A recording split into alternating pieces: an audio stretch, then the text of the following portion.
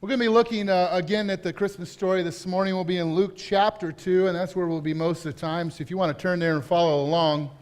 But I want to kind of intro by talking about just that first few words in your scripture there. In Luke chapter 2, it says, "In those days," and it goes on and describes some things that happened. And, I've often thought about, as Wendy and I are, in this season with our children, and they're young, and I have been told by all of you that have older kids how quickly this goes, and I believe you, because it seems like the last 5 years here have just flown by. But, I've often thought when I was reading that this week, like, what would we say about our days today? And I mean, I know this could be like a can of worms, right? And we talk about all the political stuff and everything. But, someone was writing a narrative. In those days in Sterling Heights, Michigan, such and such a thing happened. And I say that because we can so easily look at this and it's such a familiar story that we forget this is real people, this is a real time, this is a real place in history. And to begin to understand some of the things that were going on in that time. Now, I'm not going to get into any of the stuff that's going on country-wise because that could just be a big can of worms. But if I was describing my life, I would say in those days, we bought all kinds of animals, and we had a farm and things, and we had this problem. Some of you actually, I think, starting to think we have a problem. Many of you heard we added an animal this week. We got another dog, a puppy. He's a lab, and he's 8 weeks, and he's really cute. And so far, only a couple accidents. So, yes, we are nuts. Several of you have asked me that this week, and I said, yes, that's true. But in those days, we lived for our kids. And so, life in our little microcosm is really about like kind of what the life we're kind of leading for our kids and what God's called us to. And here we have in Luke this kind of a look at a bigger picture, and then Luke narrows in on the story of the birth of Christ and Mary and Joseph and some shepherds. But we need to get our mind around about what life was, everyday life was for them. It says, in those days, a decree went out from Caesar Augustus. And Alyssa, can you just click along with me? I would really appreciate that. I didn't give her fair warning. That's not very nice, is it? So if you could just click along, next one, there you go. In those days, a decree went out from Caesar Augustus that the world should be registered. Now, we can quickly read that and in our minds, okay, we know this story, but do we know what this really means? In those days. Now, Caesar Augustus was actually kind of a formal title. Caesar was a name he had taken from his great uncle in honor of him. And Augustus was actually kind of his title. He actually had his name as Caius Octavius, was his real name, his born name. And he was the emperor of the Roman Empire. Now, we need to understand something. He wouldn't go by king because that is not high enough honor. The Roman society had gotten to the point now with Caesar Augustus that it is total, unquestioned rule. Okay? In these days, it was actually a time of peace across the Roman Empire. There was a temple of Janus, and this is their temple. They would fling open the doors, and this is where they would worship and plead in times of war. And then, anytime there was war anywhere in the Roman Empire, this is open. It had been closed for 10 years. There was peace across the empire. And we think, oh, peace is great, right? But when we talk about peace in this time, there was peace because there was such a tyrant on the throne that no one dared question, complain, or even think about bucking authority. There was unquestioned rule across most of the known world under one man, and it was because he was so evil and so harsh that no one dared to question him. I don't think we can even fathom. In our day and age, we celebrate as Americans the right to protest and things, and you look at the stuff that goes on across our country. Listen, you would never hear about most of the stuff that goes on in our country now in this day and age because it had been squashed and all of those involved would have been beheaded or killed in some way long before it ever got started. No protests, no sit down, no nothing. This is such a tyrant rule that peace is not a pleasant idea. They live in utter despair. And it says this was the first registration when Quirinius was the governor of Syria. It all went to be registered, each to his own town. Why? Because that's what Caesar declared, right? They have to go back and they have to travel. And this is such a thing. Like, we complain about everything. Let's be honest. We complain about taxes. In the last few years, we've complained a lot about healthcare and different things. And we just push back on everything. They didn't have a choice. Now, some of you are from this area. Some of you are from not in this area. Some of you are from Ohio, like me, or other states. And just picture there's an edict by President Trump, and you have to go back to the town you're born tomorrow. Inconvenient? We think of that and we think, we would come up with an excuse, and there'd be all these exceptions. Like in this culture, there's no exceptions. Mary's pregnant, right? She's about to give birth. It doesn't matter. Go. Or lose your head.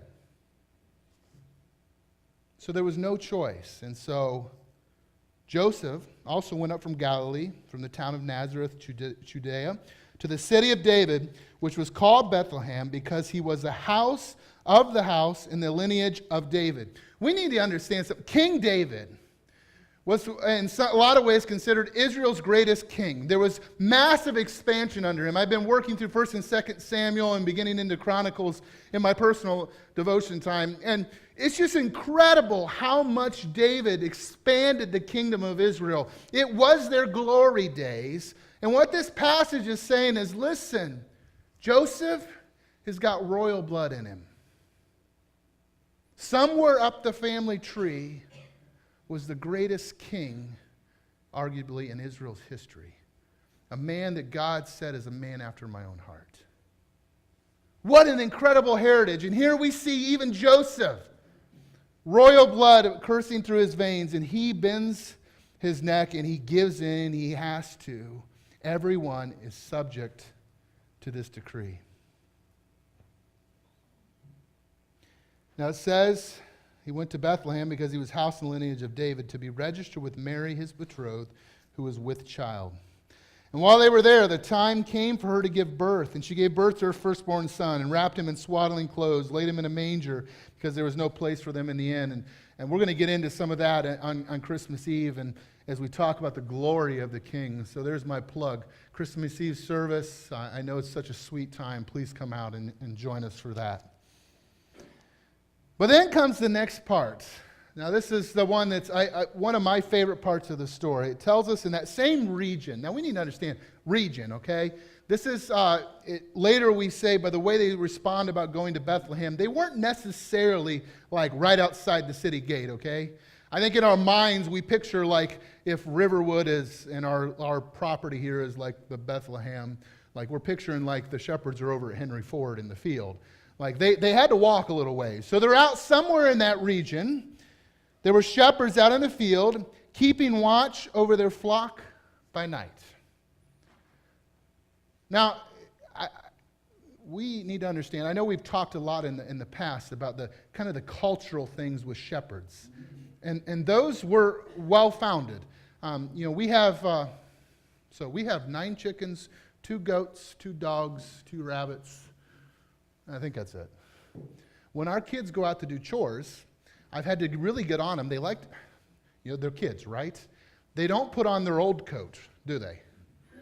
No, they put on their good shoes, their good coat that they're going to wear to church the next day, and they go out to clean the stall. And so what happens on Sunday morning, my kids walk in, and maybe you've experienced this with my children. I apologize if you have. And I go, is that what you wore to the barn yesterday? Yeah. Why? It smells like goat. All right, now listen, 20 minutes in the barn, and Wendy literally could have freshly washed the coat, and it smells like the barn. Wendy, when she goes out, she has to put her hair up and get it up under a hat because her hair will smell like the barn. And, my family's fairly clean. Like, we do shower and things. I took my monthly bath this morning. You guys are good. We were clean people, but the reality is just a little bit of time with those critters can make you smell. And that's with 2 goats. These shepherds are out with all of these sheep. They're out there day in and day out. Indoor plumbing isn't a thing yet, okay? So, the idea of like, the morning shower when you scrub all the night stuff. I don't know if you're a morning or evening shower. I'm morning. I need that fresh feeling every morning. That doesn't exist. And these guys, so they're out in the field with sheep. And they stink. They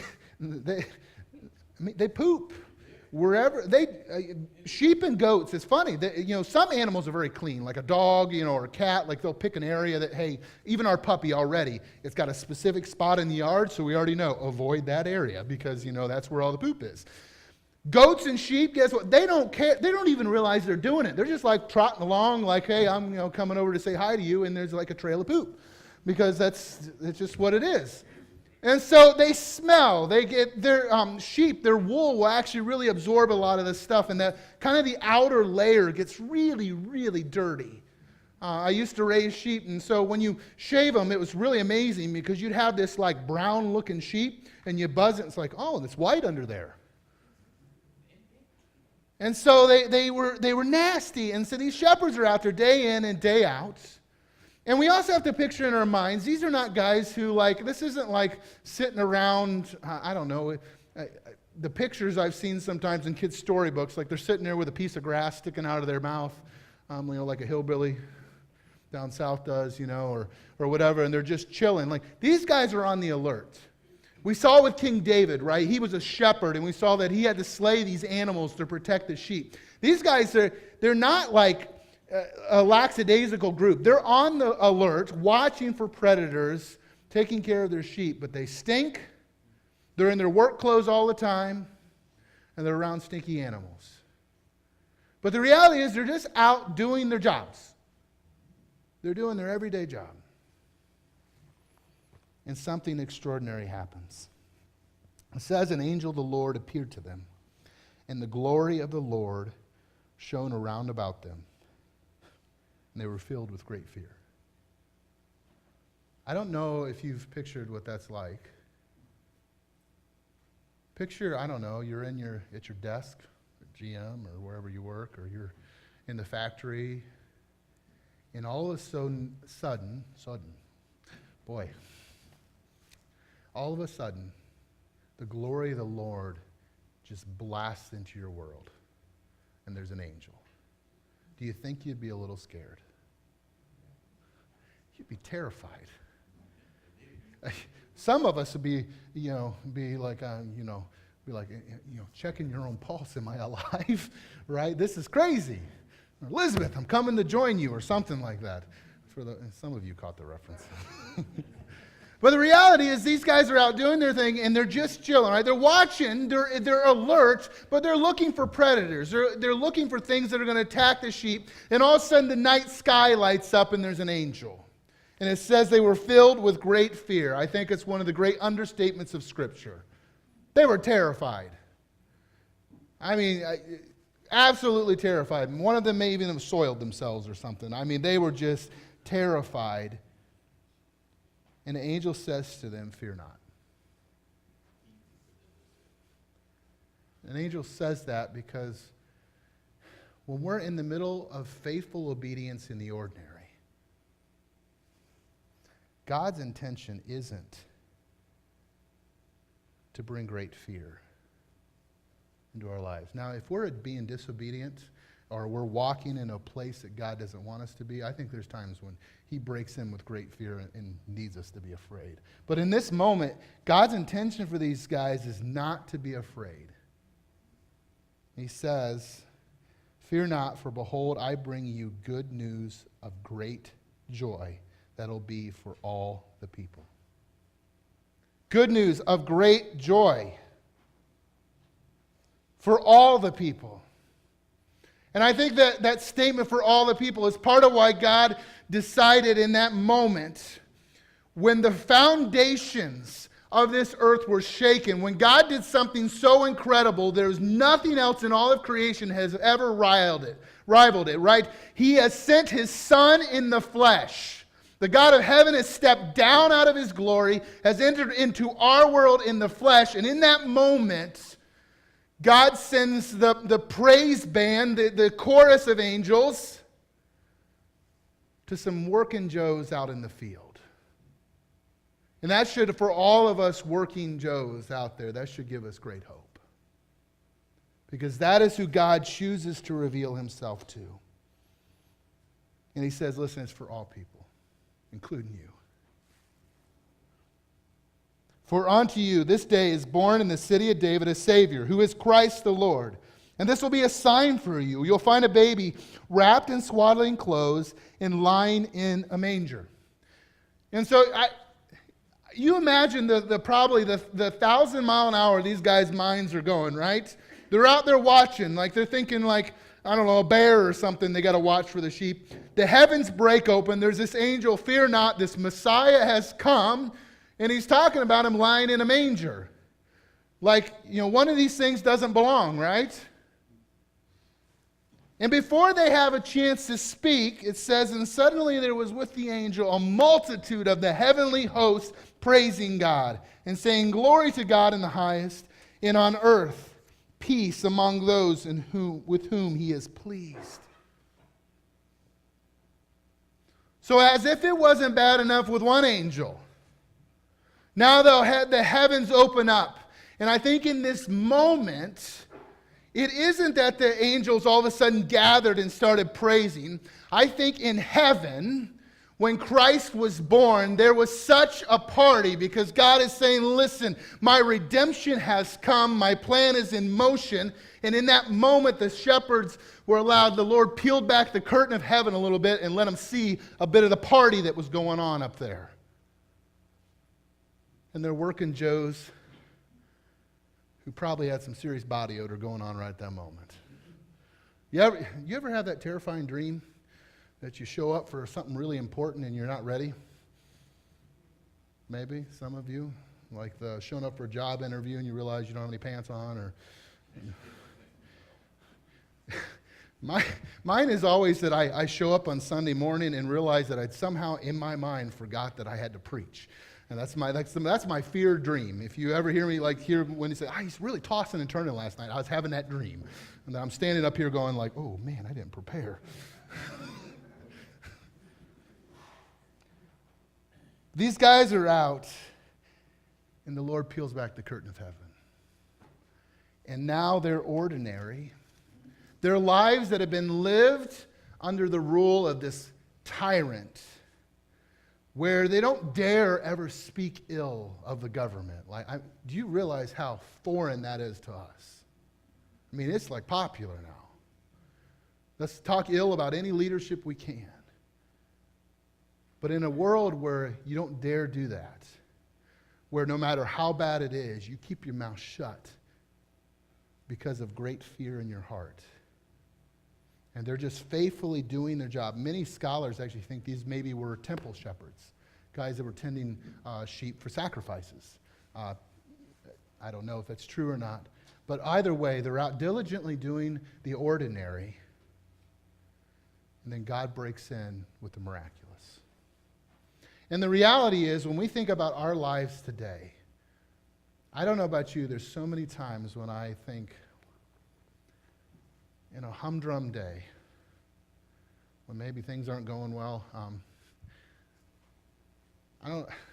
So Sunday mornings, I get up really early, and I like to be here early and just soak with the Lord for a while. I mean, sometimes I pray. This morning I had a rough enough morning, I just came in and cried before the Lord. You ever have, I'm trying to get ready and it's dark. I have, children that I'm trying not to wake up. I'm trying not to disturb the new puppy because if he realizes I'm out of bed, he has hound in him too. And so he's got that woo, woo, woo, and if he starts, the whole house wakes up. We figured that out the hard way. So I'm trying to be quiet, and in the midst of that, I'm getting clothes out and realizing man, I got a stain on that and didn't even realize it. Didn't pre-treat it last time we washed. And I got out a pair of jeans and realized there's a big old smudge of something on it. And I'm like, man, I am not doing good. And then I tripped at one point in the bathroom because the dog had tipped over something and there was water and I slipped. And it was just one of the mornings. And in the midst of our humdrum days, don't we crave God breaking through with something so miraculous that it radically changes everything? And we see that He is a God who does that. While the guys are being faithful in the ordinary. There's a parable in Matthew 25. I want to actually flip ahead. Go one more. There we go. Back one more. Sorry, Alyssa. There you go. Matthew 25, Jesus told this parable about the kingdom of heaven. He says this. He says that the kingdom of heaven is, for it will be like a man going on a journey who called his servants and entrusted to them his property.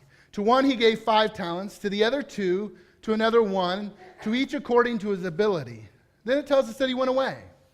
He who had received the 5 talents went out at once and traded with them, and he made 5 talents more. So also he had the 2 talents, made 2 talents more, and the one guy he screwed up. We'll skip him. In verse 19 it says, now after a long time the master of those servants came and settled accounts with them. And he who had received the 5 talents came forward and says to his master, Master, you've delivered me 5 talents. Here I have made 5 talents more. His master said to him, well done, good and faithful servant. You have been faithful over a little, I will set you over much. Enter into the joy of your master. And he who also had 2 talents came forward and saying, Master, you have delivered unto me 2 talents. Here I've made 2 talents more. His master said to him, well done, good and faithful servant. You have been faithful over a little, I will set you over much. Enter into the joy of your master. The reality is sometimes our daily lives can seem, monotonous, and like you wonder, what is God doing with this? How is He using my everyday life that, I'm faithfully serving, but what is the point of this sometimes? Right? We go to work day in and day out. We pay bills and we build relationships, and you begin to really wonder, what is the point? Where is God going to break through?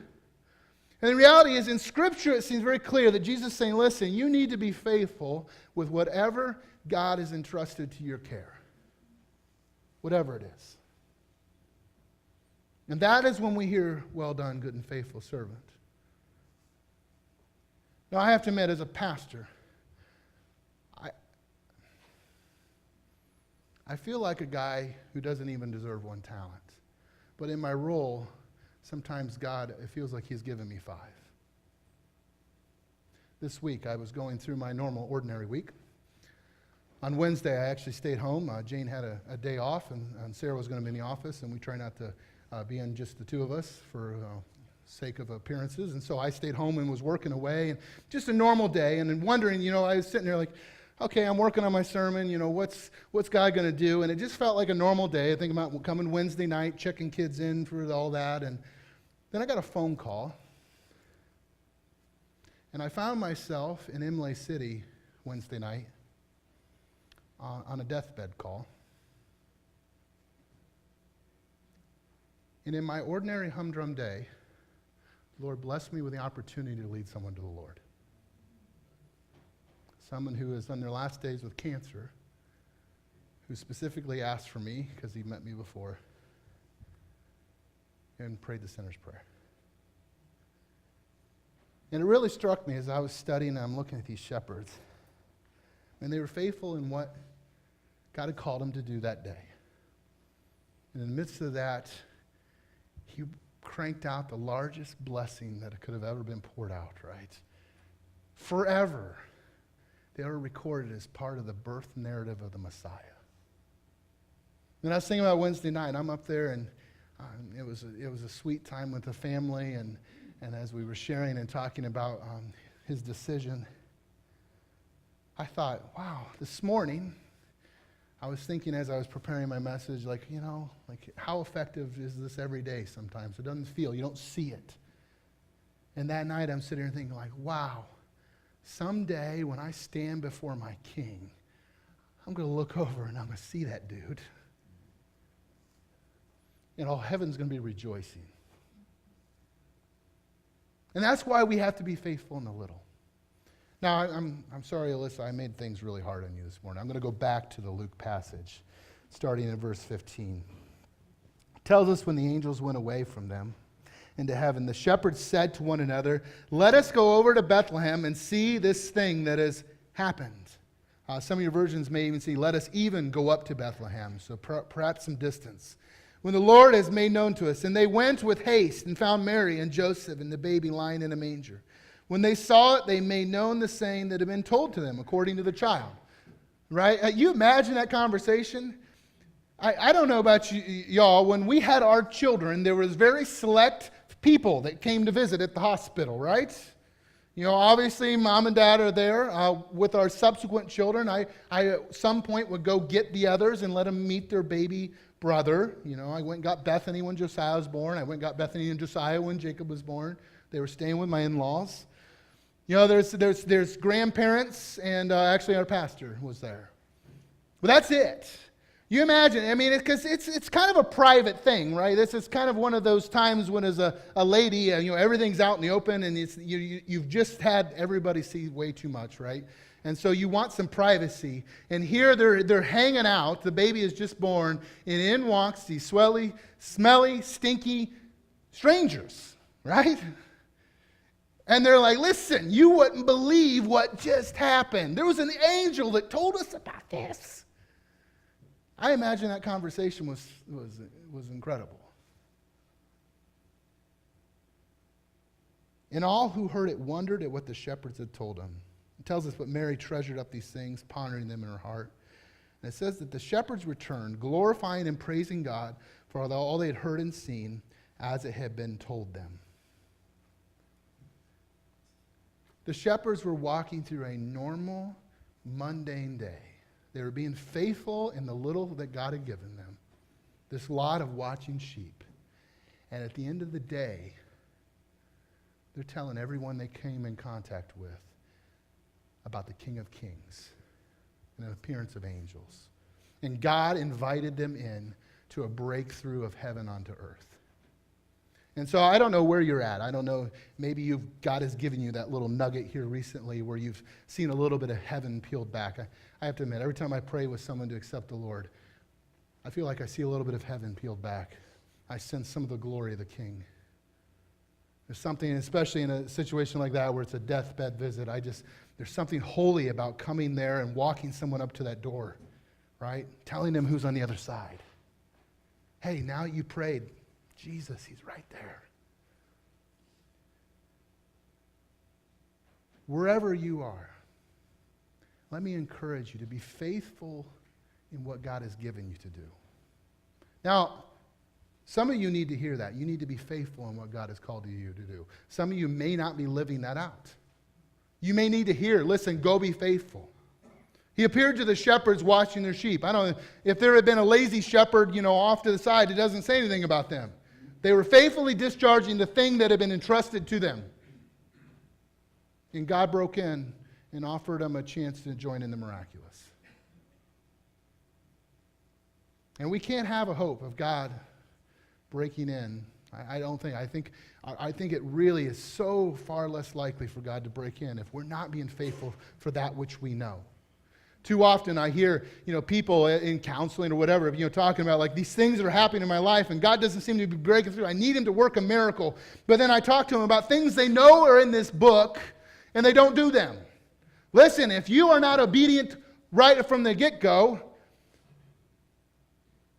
I don't know what you're expecting. Now, that's not to say perfection. None of us are perfect. I, your pastor, am the least. By all means. I'm a sinner. I'm only in front of you by the grace of God. But the reality is, if we're not pursuing God and faithfully doing what he has called us to do, we could miss out on heaven breaking through. So let me encourage you with that. Be faithful in what he's called. And sometime, he might just invite you into something incredible and miraculous.